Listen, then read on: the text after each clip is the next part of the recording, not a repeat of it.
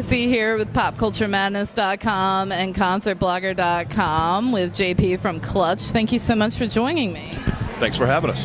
So how are you enjoying your afternoon at Rock on the Range so far? It's looking a little chaotic out there. So far, it's been a blast. We haven't actually been here for that long, but for the short time that we've been here, man, it's been fantastic. So what can we expect from your set? You guys are closing out the Jaeger stage tonight? Yeah, we're going to play a whopping half hour this evening. I think the meet and greet that we do after the set is actually longer than set time. Oh my God. But yeah, we'll play some songs off the new album Earth Rocker. It's been fun playing those songs live. The songs themselves really came together in the live setting before we actually recorded the record. So that lends himself to the live environment. So it's been a lot of fun playing those songs, and you'll hear some of those tonight. Well, it's got to be cool for you guys to get some fresh material out there, even as a band. You know, it's probably refreshing to get some new songs out there and, you know, crowd test them, road test them. Certainly. I mean, the new stuff is always going to be the stuff that you're most excited about. You know, that's going to be where your headspace is at. But at the same time, we try to mix in a good bunch of the older material.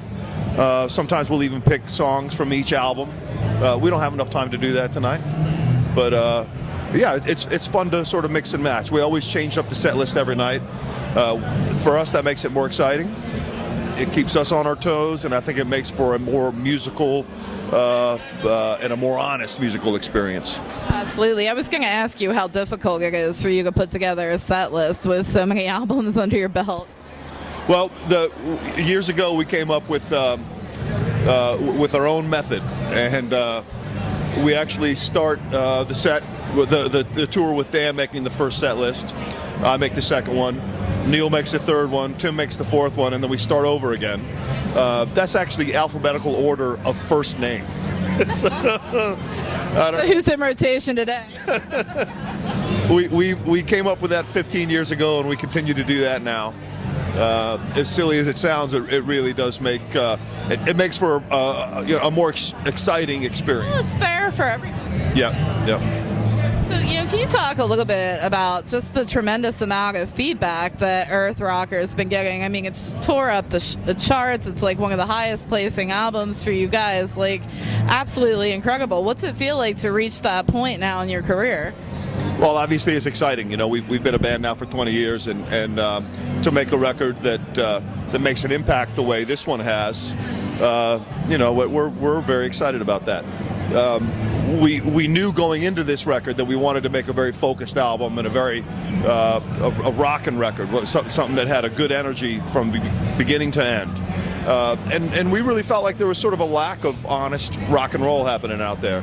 So that was really the impetus for the whole thing. That was the mindset behind it. And once we came upon that sort of philosophy, it actually made making the record easier.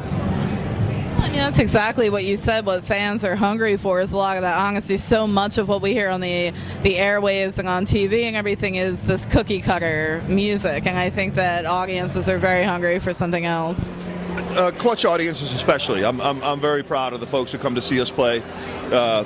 These are people who really enjoy music, and I think they probably had a very wide variety of music in their own playlist. Just like us as a band, we listen to a very wide range of musical styles, and I think Clutch fans see that.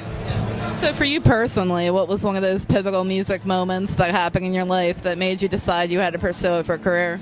Well, there was a few of them, but the one that stands out most in my mind, and the one that really made me say that's what I want to do, was seeing the Bad Brains in 1989 in Washington, D.C. at the old 930 Club. And I had just graduated high school. I was 17 years old, and seeing those guys really changed my perspective as to what a musical experience could be. The club was absolutely rammed, and it seemed like it took forever for those guys to hit the stage. But when they did, that place turned into a church. For me, that was one of those spiritual experiences that really make you consider why we're here and what are we doing. I looked at those guys on that stage and said, that's what I want to do. What is it like for you now to have fans and things kind of have those same experiences at a Clutch show? It's very inspiring. We have folks of all ages that are coming to see the shows. I see a lot of kids out there these days, and that, for me, that's really exciting. The idea that maybe that kid is going to see this concert, and maybe he'll become a musician, or maybe not. But at least he saw a real, honest musical experience when he was very young, and maybe that resonated with him. Absolutely. So can you take us in the recording process and maybe one particular song and kind of tell us what the mindset was like in the studio when you were making Earth Rocker? I think probably the title track, Earth Rocker, that was one of the first songs that really came together that we really felt strongly about. When we were in the early stages of putting the songs together, we were sort of just going through jams that we had collected over the last couple years. Generally, the mindset in between tours is to go home and we just get together to jam. We're not really concerned about making songs so much as we are just making a couple parts that feel good with each other. When it gets closer to the actual recording of the record, that's when we start to be a little more critical. We tend to analyze stuff a little more, and it was at that stage that Earth Rocker sort of became its own entity. And that particular song, I think, really sort of paved the way for the rest of the material. I think once we understood that we were trying to make this sort of very rockin' kind of a record with a lot of up tempos and a lot of shuffles too. There's a lot of rock and roll shuffles on the record. Once we knew that was the direction we wanted to go in, it made making the rest of the record easier, and it sort of fell into place. Oh, yeah, I could definitely see that. Sometimes it's like you gotta have that one peg in place to get everything to fall into place around it. So you guys have a few more festivals. I know they recently announced the Shindig Festival coming up with you guys on it. So what else is going on?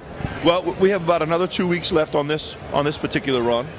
And then we'll head over to Europe, and we'll do a bunch of festivals over there. We'll do some club gigs. We've not actually played clubs in Spain yet, and so that'll be exciting. And we'll do a couple festivals in Spain as well. But we'll be going all over Germany and France and Holland and all those places. So it's going to be a fun trip.